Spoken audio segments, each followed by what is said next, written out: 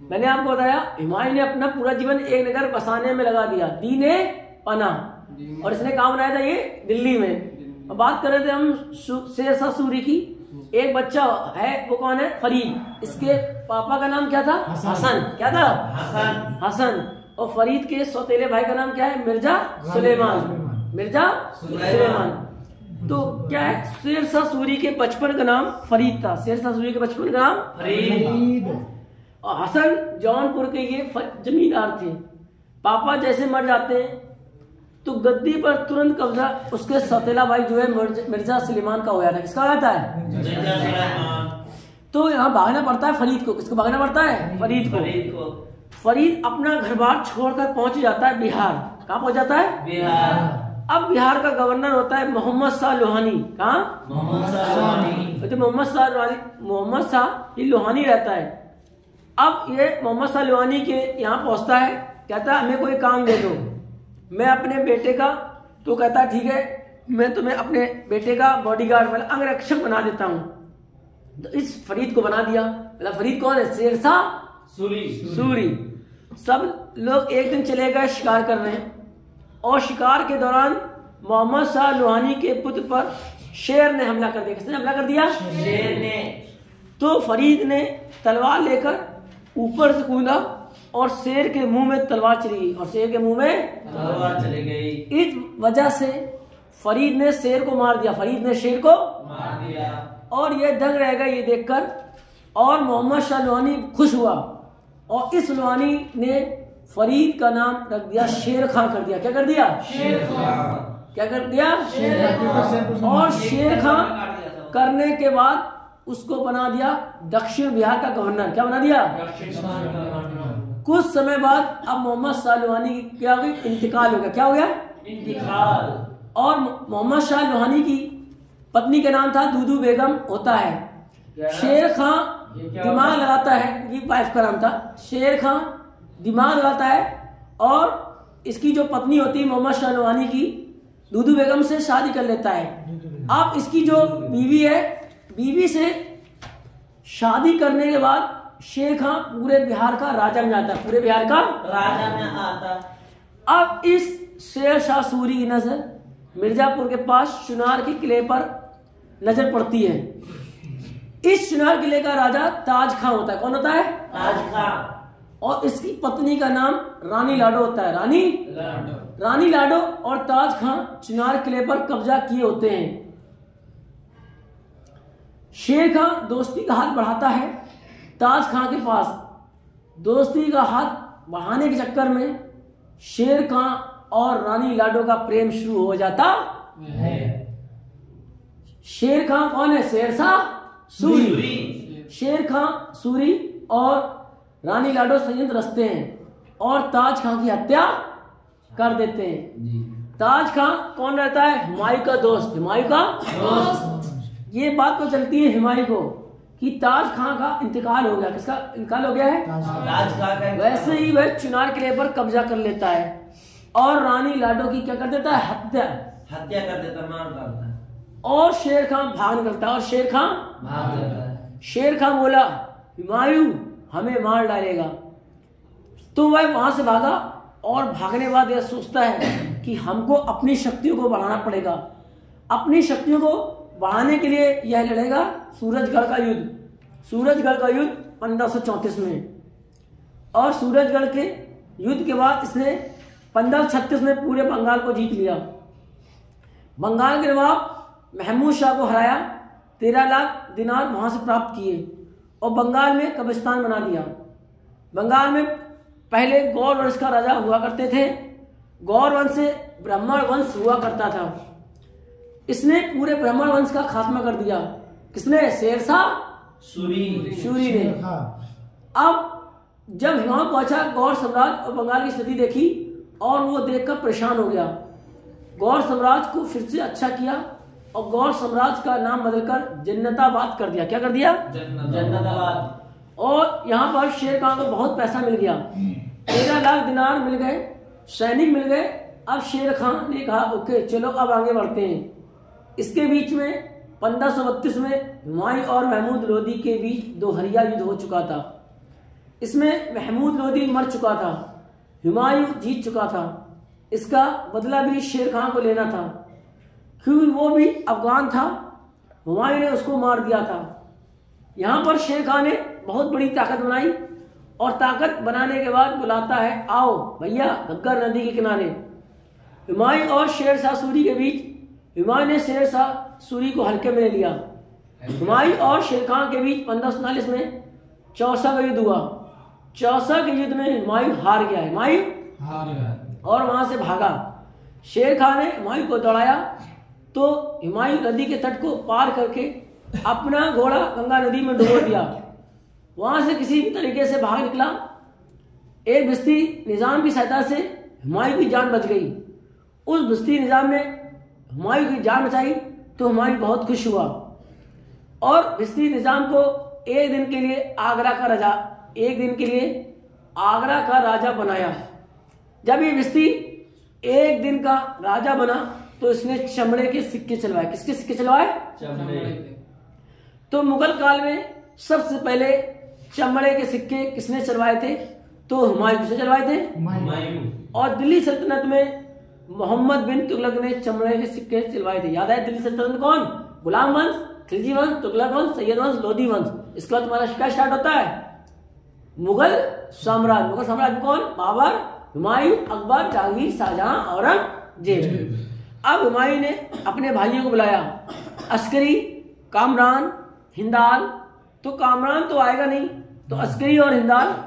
अब अस्करी और हिंदाल, हुमायूं को बहुत बड़ी सेना आई और इतनी बड़ी सेना को देखकर शेर शाह को लगा कि अब मेरी हार होगी, अब मेरी हार होगी। 17 मई 1540 को कन्नौज या बिलग्राम का युद्ध हुआ तो इसमें हुमायूं फिर से हारा, शेर शाह सूरी फिर से जीता।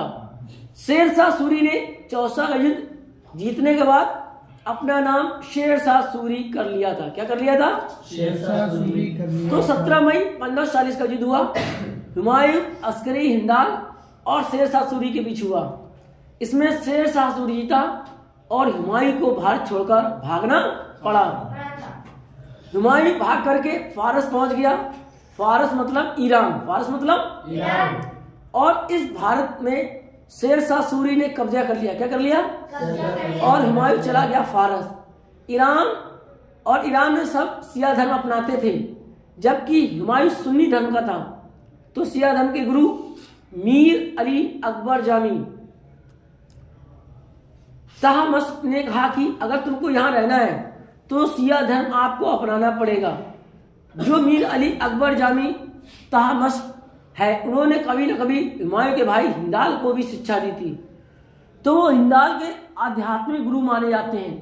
अब हुमायूं वहां पर रहा और अपने गुरु से शिक्षा प्राप्त की और अपने गुरु मीर अली अकबर जामी की पुत्री हमीदा बानो बेगम से 29 अगस्त 1541 को शादी कर लिया, निकाह कर लिया।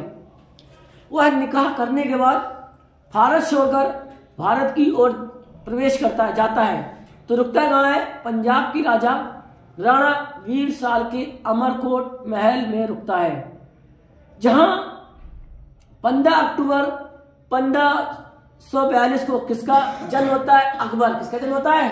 अकबर। किसका जन्म होता है? अकबर। इसी बीच में शेर शाह सूरी का इंतकाल हो जाता। क्या हो जाता है?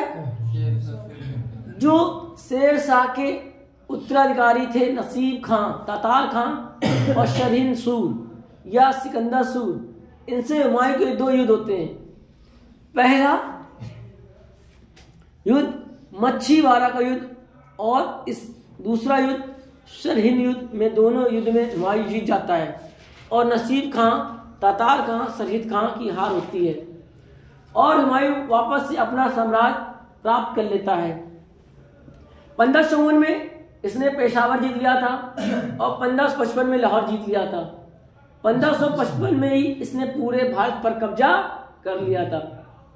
23 जुलाई 1555 को हुमायूं ने फिर से दिल्ली का तख्ता पलट दिया, लेकिन वो बहुत दिन तक जीवित नहीं रह पाया।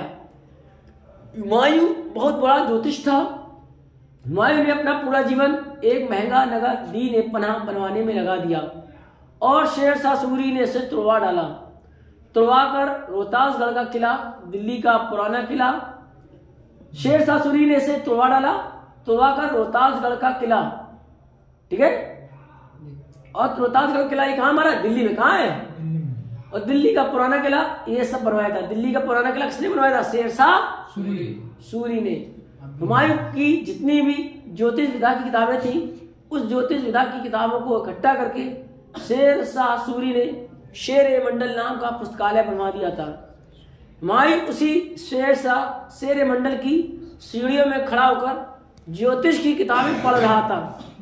वो भूल गया कि उस सीढ़ी पर खड़ा हुआ है और उसने पैर बढ़ाया, फट से नीचे, खट से ऊपर, खट से ऊपर, मतलब क्या हो गया, उसका इंतकाल क्या हो गया, हुमायूं का। इसी प्रकार हुमायूं जीवन को अलविदा करके निकल गया, हुमायूं का इंतकाल हो गया।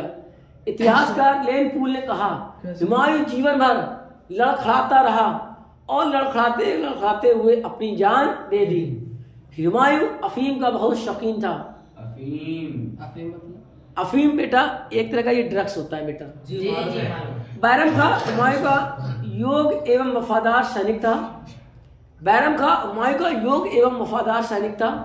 हुमायूं के मर जाने के बाद बैरम खां ने ही सब कुछ संभाला और अकबर को गद्दी दिलवाने में सफलता प्राप्त करवाई। हुमायूं भूल जाता था कि किस पर दया करनी है और किस पर दया नहीं करनी है।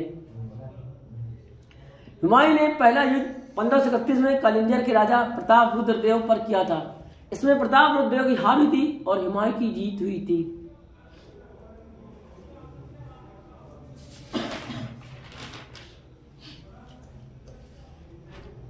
शेरशाह सूरी ने 4 सड़कें बनवाई थी। नंबर 1 बंगाल के सोनार गांव से लेकर पाकिस्तान के पेशावर तक जाती थी, जिसको वर्तमान में जीटी रोड कहते हैं। नंबर 2 दूसरी सड़क आगरा से लेकर बुरहानपुर तक जाती थी। नंबर 3 तीसरी सड़क आगरा से जोधपुर होते हुए चित्तौड़ तक बनवाई थी। चौथी सड़क लाहौर से लेकर मुल्तान तक बनवाई थी। लाहौर ये पाकिस्तान वाला सर? यस। सड़क के किनारे किनारे 1700 सराय बनवाई थी राहगीरों के रुकने के लिए। उस समय में हिंदू अलग रहते थे, मुस्लिम अलग रहते थे। हिंदू के खान पान की व्यवस्था ब्राह्मण करते थे, मुसलमानों के खान पान की व्यवस्था मुसलमानों द्वारा की जाती थी। प्रत्येक सराय की देखभाल सिखदार करता था। शेरशाह सूरी पहला ऐसा व्यक्ति था जिसने मरने से पहले ही अपना पहला मकबरा बनवा लिया था। अपना पहले मकबरा बनवा लिया था। इसने अपना मकबरा बिहार के सासाराम में झीलों के बीचों बीच बनवाया था। कौन गया भाई बिहार के सासाराम में? कौन कौन गया है, कोई बता सकता है? बिहार की जगह ये सासाराम कोई गया है? नहीं गया। शेरशाह सूरी ने कन्नौज नगर को बर्बाद करके शेरशाह सूरी नगर बना दिया था। बाबर के 4 बेटे थे, हुमायूं, कामरान, अस्करी, हिंदाल। तो सब एक साथ बोलेंगे, बाबर के कितने बेटे थे? 4। नंबर 1 हुमायूं, बहुत तेज मारूंगा। Number 1 number 2 number 3 number 4 Hindal. याद रखोगे? याद रखोगे? हुमायूं जब भागा तो गद्दी पर बैठा कौन? शेरशाह सूरी। अब शेरशाह सूरी के बाद गद्दी पर कौन बैठा है? इस्लाम शाह। कौन बैठा? इस्लाम शाह के बाद गद्दी पर बैठा फिरोज शाह। कौन बैठा? फिरोज शाह के बाद गद्दी पर बैठा आदिल शाह। आदिल शाह के बाद गद्दी पर बैठा सिकंदर सूद। कौन बैठा? तो इस्लाम शाह के बाद, इस्लाम शाह के समय एक हेमू नाम का व्यक्ति था। इसका जन्म रेवाड़ी में हुआ था। ये रेवाड़ी की सड़कों में नमक बेचा करता था। तो इस्लाम शाह ने हेमू को नौकरी दी थी, माप तोल करने वाली नौकरी। हेमू बनता चला गया और आदिल शाह के समय हेमू प्रधानमंत्री बन जाता है। प्रधानमंत्री इस टाइम बोलते हैं जो बड़ा अधिकारी होता था। मुगल काल में सिर्फ 2 लोग प्रधानमंत्री की पोस्ट पर पहुंचे हैं। नंबर 1 टोडरमल जो शेरशाह सूरी के समय था, और हेमू मतलब हेमचंद ये अंतिम हिंदू राजा था। अंतिम हिंदू राजा कैसे थे? कैसे? तो ऐसे हेमू आदिल के समय बन गया प्रधानमंत्री। हुमायूं सूरी को हरा दिया था 1555 में, सरिंद के युद्ध में हार गया और यह भाग गया पंजाब की ओर और गद्दी हुमायूं को मिल गई थी। हुमायूं जब फारस में सिया धर्म के गुरु मीर अली अकबर जामी की पुत्री को भागा लाया था। हुमायूं जब फारस में, ये इंपॉर्टेंट बात याद रखिएगा, हुमायूं जब फारस में सिया धर्म के गुरु कौन, मीर अली अकबर जामी की पुत्री को भागा लाया था, तो वहीं पर पंजाब के राजा राणा वीर साल के अमरकोट महल में रुका और इसी अमरकोट महल में किसका जन्म होता है? 15 अक्टूबर 1542 को बदरुद्दीन का जन्म होता है। किसका जन्म होता है? बदरुद्दीन। बदरुद्दीन की मां अर्थात हुमायूं की बीवी कौन? हमीदा बानो बेगम थी। कौन थी? बदरुद्दीन की मां अर्थात हुमायूं की बीवी। ठीक है, तो मीर अली अकबर कौन हुए? मीर अली अकबर कौन थे? अकबर के नाना, अकबर के तो हुमायूं की बीवी हमीदा बानो बेगम थी। हमीदा बानो बेगम ये कौन है? मीर अली जामी की पुत्री। किसकी है? देखो बहुत इंपॉर्टेंट बात है ये। बदरुद्दीन की मां अर्थात हुमायूं की बीवी, ठीक है, हुमायूं की बीवी हमीदा बानो बेगम और हुमायूं की बीवी जो हमीदा बानो बेगम थी, ये थी मीर अली अकबर जामी की बेटी थी। ठीक है, तो जब ये बदरुद्दीन पैदा हुआ तो इसका नाम बदरुद्दीन क्यों रखा गया? क्योंकि ये पूर्णिमा को पैदा हुआ था और पूर्णिमा को बद्र कहते हैं, इसलिए बच्चे का नाम बदरुद्दीन कहते हैं। जब ये बदरुद्दीन पैदा भी नहीं हुआ था तो हुमायूं ने सपने में देखा था कि मेरा बच्चा जब पैदा होगा, जब मैं इसका नाम जलालुद्दीन मोहम्मद रखूंगा। जब बच्चा पैदा हुआ तो सबसे पहले हुमायूं ने इसको जलालुद्दीन कहकर पुकारा। खतने के समय इसका नाम बदरुद्दीन रख दिया। हमारे यहाँ छठी होती है, इनके यहाँ खतना होता है मुस्लिम के यहाँ। जब ये पैदा हुआ तो हुमायूं भागा हुआ था, उसके पास कुछ देने के कुछ भी ना था। तो उस समय खोटा सिक्का जो चलता भी ना था, कस्तूरी, उसने सभी सैनिकों को बांटा था। अब हुमायूं जब सिकंदर सूरी को हरा देगा तो यह दिल्ली की गद्दी पर कब्जा करने आएगा। कब्जा करने से पहले उसकी एक बार लड़ाई कामरान से हो जाती है। जब हुमायूं की तोपें कामरान के कंधार किले पर जब आग बरसा रही थी, तब कामरान ने बचने के लिए बदरुद्दीन को उठा लाया और उसी किले की दीवार पर टांग दिया। ये तो सौभाग्य था, किस्मत थी, बदरुद्दीन बच गया। बचने के बाद हुमायूं और कामरान की सुलह हो जाती है।